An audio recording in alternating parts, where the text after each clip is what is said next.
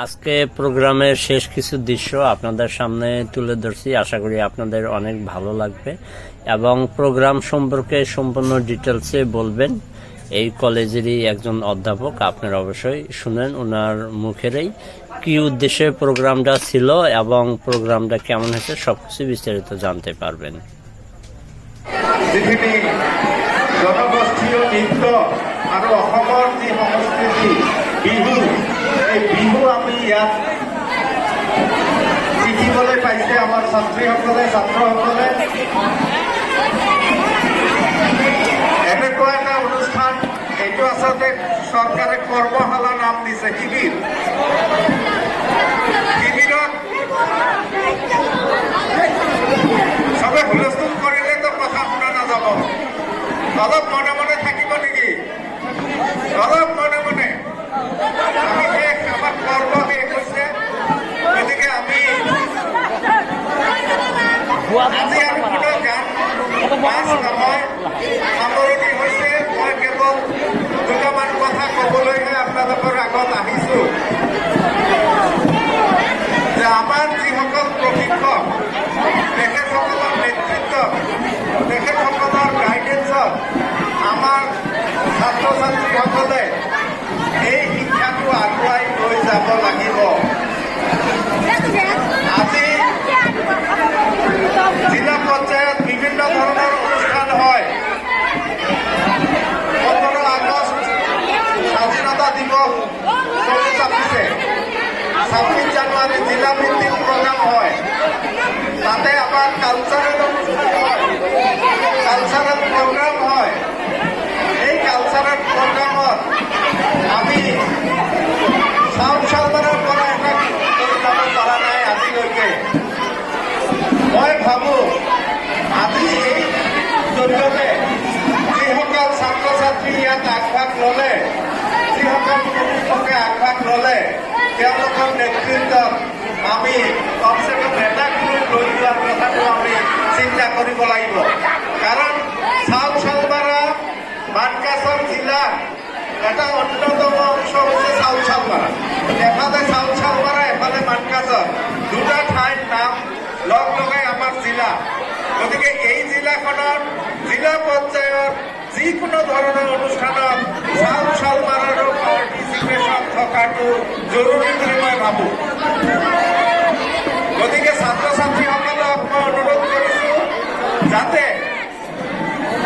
খুব সুন্দৰভাৱে প্ৰেক্টিচ কৰে, সুন্দৰভাৱে সংস্কৃতিৰ চৰ্চা কৰে, শাৰীৰিক চৰ্চা কৰে আৰু যিকোনো ধৰণৰ অনুষ্ঠানত যাতে খুব শৃংখলাবদ্ধভাৱে খুব ধুনীয়াকৈ যাতে তেওঁলোকে পাৰফৰ্ম কৰিব পাৰে। আমি অকল মানকাছৰৰ ছোৱালী বা ল'ৰাক দি আমি এটা জিলাৰ অনুষ্ঠান আমি পাতিব লগা যাতে নহয়, যাতে বাগানপাৰাৰ ল'ৰা ছোৱালীক দি খালি আমি অনুষ্ঠানটো পাতিব লগা নহয়।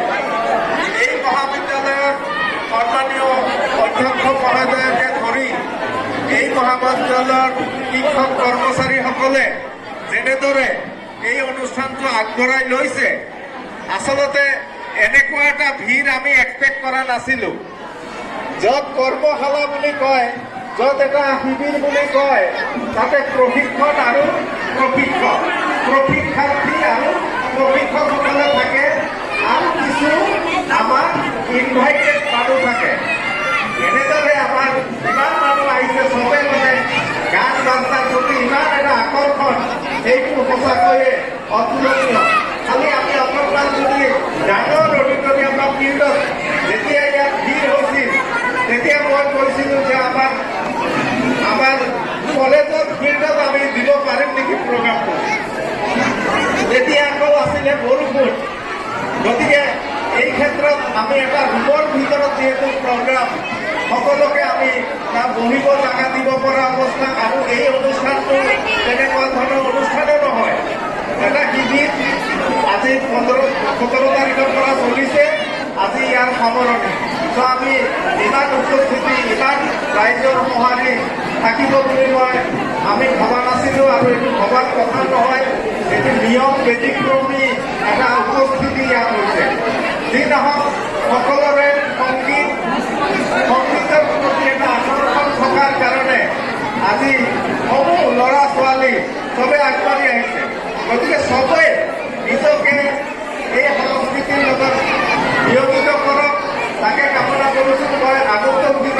দক্ষিণ সরকারের পরা জিলা পর্যায়ে হাটছিনি মালিক যিকোনো অনুষ্ঠানত সাংস্কৃতিক অনুষ্ঠানে হোক বা যিকোনো অনুষ্ঠানে হোক সেই অনুষ্ঠানত চাউল চৰকাৰৰ পৰা পাৰ্টিচিপেশ্যন থকাটো আমি বিচাৰোঁ আৰু সেইটো হ'ব বুলি মই আশাবাদী।